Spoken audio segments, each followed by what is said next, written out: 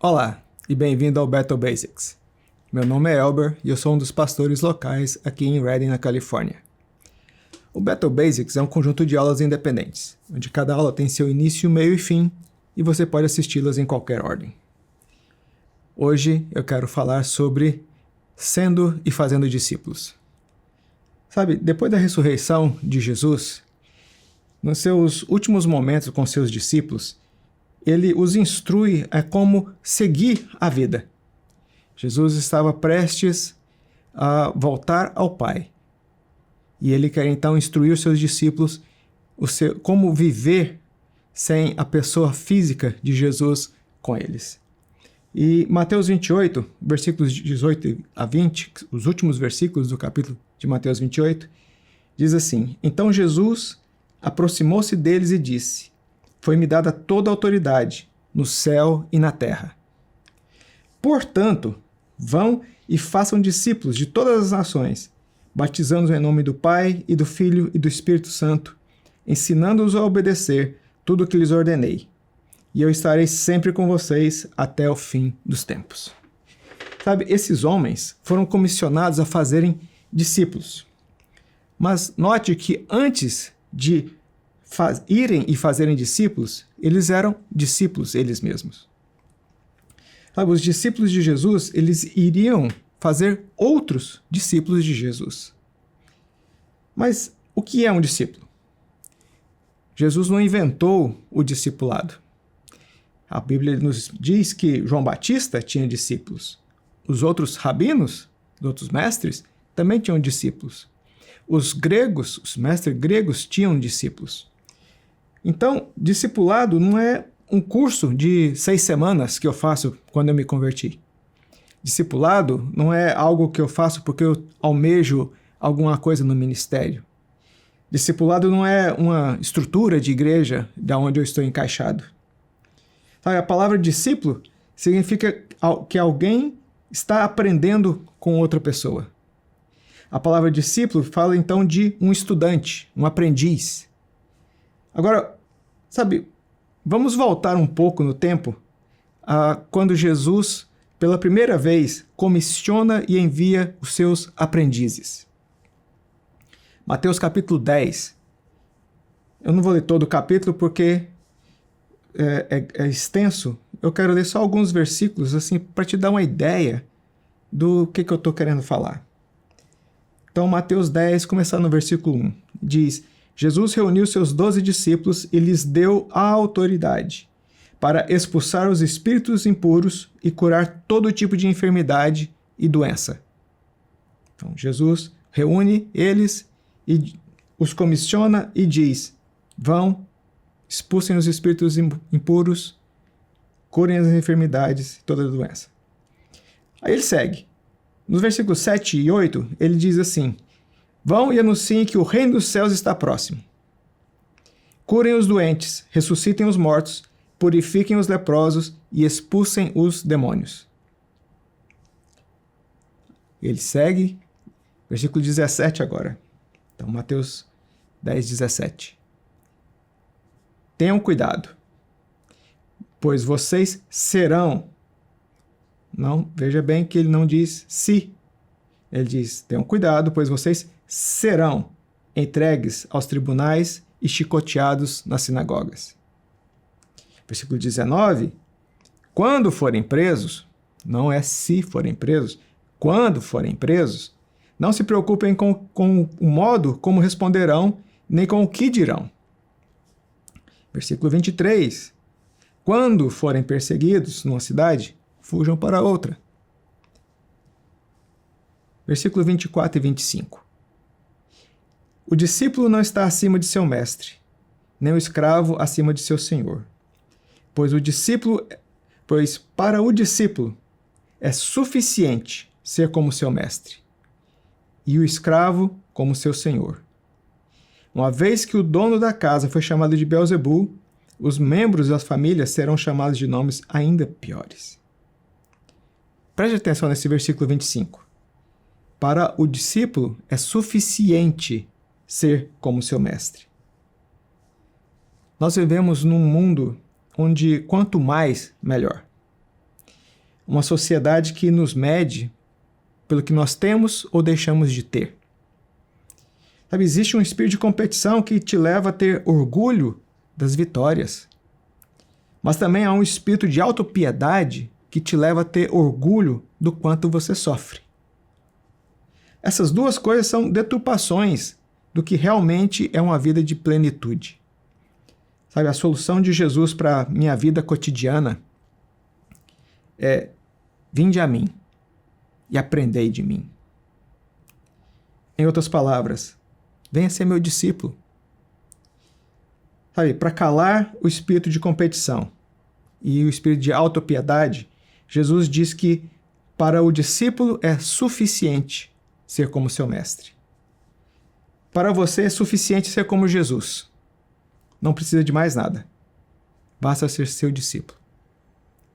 Ser um discípulo é viver o estilo de vida do meu mestre. Ser discípulo é ter a minha realidade redefinida pelas lentes do meu mestre. Me é suficiente ser como Jesus. Sabe, eu já mencionei, mas quero ler em outra versão. Se você quiser abrir em Mateus 11, 28 e 29, diz assim: venham a mim, todos os que estão cansados e sobrecarregados, e eu lhes darei descanso. Tomem sobre vocês o meu jugo. Deixem que eu lhes ensine, pois sou manso e humilde de coração, e encontrarão descanso para a alma. Ser discípulo de Jesus, aprender de Jesus, traz descanso para minha alma. Chris Cruz disse que o discipulado de Jesus é a cura para todos os problemas da humanidade. Você está ansioso? Aprenda de Jesus. Você está incerto do seu futuro? Aprenda de Jesus. Seu casamento está destruído? Aprenda de Jesus. Você não consegue achar graça na vida? Aprenda de Jesus. Precisa de uma mudança na sua vida financeira? Aprenda de Jesus. Parece uma simplificação extrema da vida, mas é a realidade. Quando vou a Jesus e troco a minha carga pela dele, de repente um peso sai de cima de mim. Quando troco as minhas lentes de como vejo a vida pelas dele, tudo ganha cor. Para o discípulo, é suficiente ser como o seu mestre. Sabe, viver uma vida cristã sem estar constantemente aprendendo de Jesus, sem estar sendo um discípulo de Jesus, é viver uma vida cristã sem Cristo. Sabe, a ideia de viver uma vida cristã sem transformação, sem uma mudança de como eu sou para ser como Jesus é, não existe na Bíblia. Vou falar novamente. A ideia de viver uma vida cristã sem transformação, sem uma mudança de como eu sou para ser como Jesus é, não existe na Bíblia. Ele tem que ser para mim. Jesus tem que ser para mim. Tão especial, que eu decido que o melhor para a minha vida é viver como Ele. Então, vamos voltar onde nós começamos. Vamos voltar em Mateus 28. Vão e façam discípulos. Somos comissionados por Jesus a fazer discípulos. Então, precisamos nos perguntar: eu sou um discípulo? Há uma transformação gradual na minha vida? O evangelho que eu prego leva as pessoas a uma mudança de vida? Paulo apresenta da seguinte forma. Em 1 Coríntios 11, Paulo apresenta a ideia do ser e fazer discípulos da seguinte forma: sede meus imitadores, assim como eu sou de Cristo. Paulo era imitador de Cristo em primeiro lugar. E então, ele dizia às pessoas para imitá-lo. Como aprendiz de Cristo, Paulo vivia uma vida onde Jesus era o centro. Uma vida digna de se imitar. Sabe, não é complicado fazer discípulos. Vamos voltar a Paulo. Ele dizia: sede meus imitadores, assim como eu sou de Cristo. Em outro texto ele diz: fui crucificado com Cristo. Assim, já não sou eu quem vive, mas Cristo vive em mim. Em outras palavras, eu já não sou mais o centro da minha vida. Jesus é o centro da minha vida. Veja que não é complicado fazer discípulos. Jesus é o centro da minha vida. As pessoas veem isso e elas querem ter o que eu tenho. Elas querem o Senhor Jesus. Era o que Paulo fazia. Me imitem. Eu imito a Cristo. Imitem a mim. Sabe, as boas novas do Evangelho são essas. Venham a mim. Jesus diz: venham a mim. Todos que estão cansados e sobrecarregados. E eu, Jesus, lhes darei descanso. Tomem sobre vocês o meu jugo. Deixe que eu lhes ensine, pois sou manso e humilde de coração, e encontrarão descanso para a sua alma.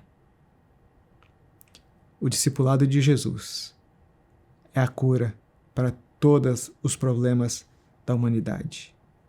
O discipulado de Jesus traz paz para a minha alma, traz descanso sobre a minha vida, me leva a viver uma vida digna de ser imitada.